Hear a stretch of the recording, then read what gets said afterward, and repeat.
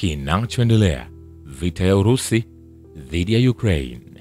Wakati wa mapigano kwenye eneo la Kupiansk la mstari wa mbele, vikosi vya Urusi vimeanzisha eneo karibu na Figolevka katika mkoa wa Kharkov. Mtaalamu wa kijeshi Andrei Marochko anasema, wakati wa vita vya kazi katika mwelekeo wa Kupiansk, askari wetu waliweza kuboresha nafasi za mbinu kaskazini mashariki mwa Figolevka. Pia baada ya mapema na operesheni ya kibali katika msitu, vikosi vya Kirusi vilianzisha maeneo mapya kusini magharibi. Kwenye uwanja wa kivita pia, vikosi vya ulinzi wa anga vimenasa na kuharibu ndege 56 za Ukraine ambazo hazikuwa na rubani kwenye maeneo ya Urusi usiku, wizara ya ulinzi inasema.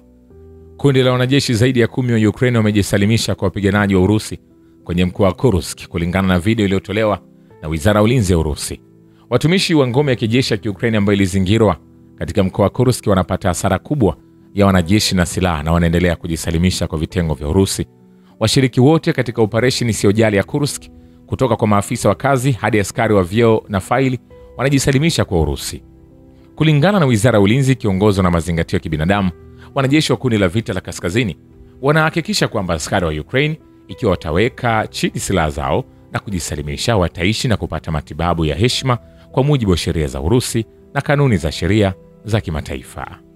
Vilevile, katika mazungumzo ya simu na waziri wa mambo ya nje wa Marekani Marco Rubio, waziri wa mambo ya nje wa Urusi Sergei Lavrov amethibitisha tena utayari wa Moscow kuendelea kufanya kazi na Marekani kushughulikia sababu kuu za mgogoro wa Ukraine. Wizara ya mambo ya nje ya Urusi imesema kwenye taarifa yake. Lavrov alithibitisha utayari wa Moscow kuendelea na kazi ya pamoja na wenzake wa Marekani inayolenga kurekebisha shida zilizosababisha mzozo wa Ukraine. Pia Rubio alimjulisha Lavrov kuhusu mawasiliano yake na wajumbe wa Ukraine nchini Ufaransa.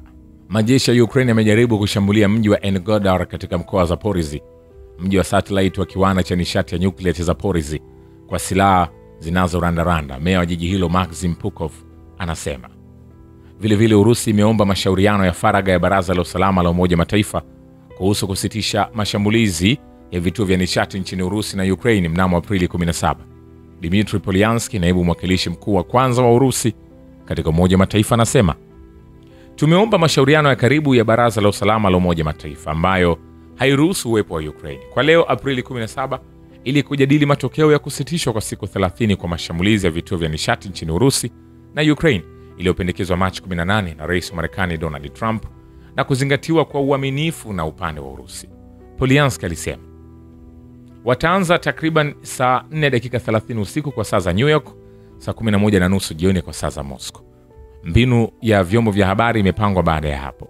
Vilevile, vikosi vya jeshi la Ukraine vimeanzisha shambulizi la makombora na ndege zisizo na rubani kwenye kanisa lililoko kwenye kijiji cha Zenovo katika wilaya ya Suzemsky, lakini hakuna majeruhi, Gavana Alexander Bogmaz anasema.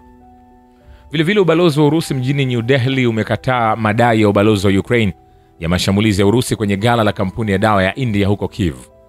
Kwa kujibu shutuma zinazoenezwa na ubalozi wa Ukraine nchini India, ubalozi wa Urusi huko New Delhi unafahamisha kwamba vikosi vya wanajeshi wa Urusi havikushambulia au kupanga kushambulia mnamo Aprili 12 ghala la duka la dawa la Kusum Healthcare katika sehemu ya mashariki ya Kiev, ubalozi ulisema.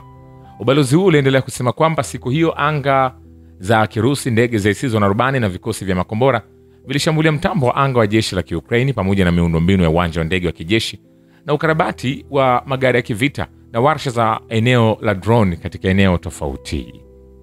Ubalozi unaeleza kuwa wakati wa operesheni maalum ya kijeshi, vikosi vya wanajeshi wa Urusi havijawahi kuleta vituo vya kiraia, ujumbe wa kidiplomasia wa Urusi uliongeza. Vilevile, makubaliano yoyote yanayoweza kulenga kusuluhisha mzozo wa Ukraine lazima yaidhinishwe na kutekelezwa kikamilifu na wote waliotia saini. Msemaji wa Wizara ya Mambo ya Nje ya Urusi Maria Zakharova alisisitiza wakati wa mkutano wa habari. Alidokeza kuwa ingawa Ukraine ilidai hadharani kuambatana na kusitishwa kwa mashambulizi dhidi ya miundombinu ya nishati, ilishindwa kuheshimu ahadi hii hata kwa siku 30 tu, ikiendelea kutekeleza hatua zile zile ilizoahidi kusitisha. Kwa mara nyingine tena, nasisitiza kwamba vigezo vyovyote vilivyowekwa kwa ajili ya mikataba ya siku zijazo lazima vitekelezwe kikamilifu na pande zote zinazohusika. Katika kesi hiyo, utawala wa Kiev unaonyesha kutokuaminika kabisa kama ulivyofanya hapo awali, Zakharov alisisitiza. Pia alibainisha kuwa tofauti na mikataba ya Minsk ambapo Kiev ilikiri waziwazi kudanganya jumuiya ya kimataifa kuhusu nia yake ya kufuata mamlaka ya sasa ya Ukraine, yatangaza hadharani ushiriki katika kusitishwa, huku wakati huo ikiweka wazi kwamba haizingatii. Vilevile Urusi inatoa taarifa kwa nchi zote zinazovutiwa kuhusu ukiukwaji wa kila siku wa utawala wa Kiev wa kusitisha mashambulizi kwenye miundombinu ya nishati. Msemaji Kremlin Dmitry Peskov anasema, sisi mara kwa mara tunatoa taarifa kuhusu jinsi utawala wa Kiev unavyokiuka usitishaji huu kila siku, au kwa usahihi unaendelea kutofuata usitishaji huu kwa kufanya mashambulizi kwenye vituo vya miundombinu ya nishati ya Kirusi. Tunatoa taarifa hii kwa nchi zote zinazohusika. Kusitishwa kwa siku 30 kwa mashambulizi kwenye miundombinu ya nishati ilitangazwa Machi 18 na kumalizika Aprili 17.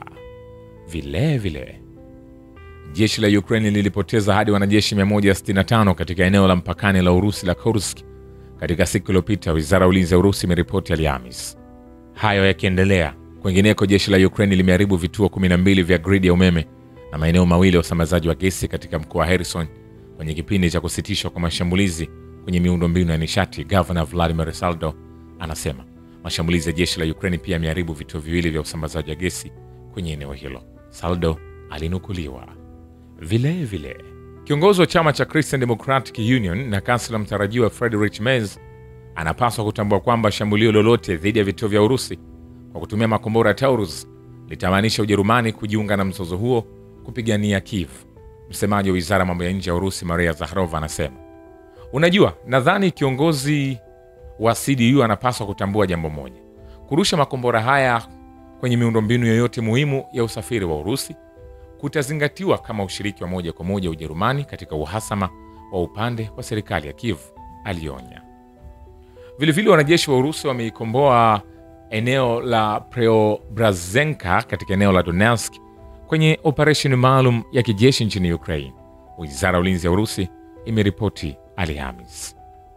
Wanasema jeshi la Ukraine limepoteza zaidi ya wanajeshi pia 385, magari matatu ya kivita pamoja na droni 6 na bunduki.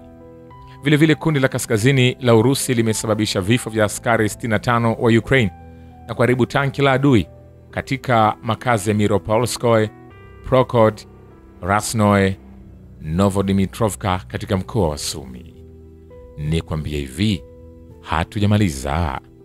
Vilevile, maafisa wakuu wa Ukraine huko Paris kujadili kile ambacho kinaweza kuwa matokeo mabaya ya mipango ya muungano walio tayari kupeleka wanajeshi nchini Ukraine. Naibu mwenyekiti wa baraza la usalama la Urusi Dmitry Medvedev anaandika kwenye mtandao wa X. Inaonekana viongozi wa kikundi cha kifashisti cha Ukraine wamekuja Paris kwa mazungumzo na Uingereza, Ujerumani na Ufaransa juu ya majeneza mangapi ya Ulaya ambayo watakuwa tayari kukubali baada ya kutumwa kwa wanajeshi wa muungano walio tayari nchini Ukraine, mwanasiasa huyo wa Urusi aliandika. Hapo awali Andriy Yermak, mkuu wa ofisi ya Volodymyr Zelensky wa Ukraine, alisema yeye pamoja na mawaziri wa ulinzi wa mambo ya nje wa Ukraine, Rustem Umerov na Andriy Sybiga mtawalia, waliwasili Paris kwa mazungumzo na maafisa wakuu wa Marekani. Vilevile, vikosi vya kijeshi vya Ukraine vimefanya mashambulizi ya ndege zisizo na rubani 81 na silaha 69 katika wilaya 7 za mkoa Belgorod nchini Urusi katika muda wa saa 24 zilizopita. Governor Vyacheslav Gladkov anaripoti, lakini hakujaripotiwa majeruhi au uharibifu wa droni hizo, lakini jeshi la Urusi inadaiwa imezuia droni hizo. Vilevile, Ukraine haifikii vigezo vyovyote vya wanachama wa Umoja wa Ulaya. Stephen Kotre, mjumbe wa bunge la Ujerumani na mtaalamu wa sera za kigeni wa kundi la mbadala kwa Ujerumani, anasema kwa mujibu wa mbunge huyo hata vikwazo na ushuru huletwa kwa jicho la sera ndani ya Marekani.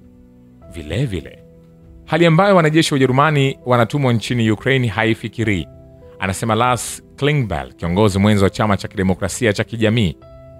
Siwezi kufikiria tukituma wanajeshi wa Ujerumani kwenye vita hivi, alisema.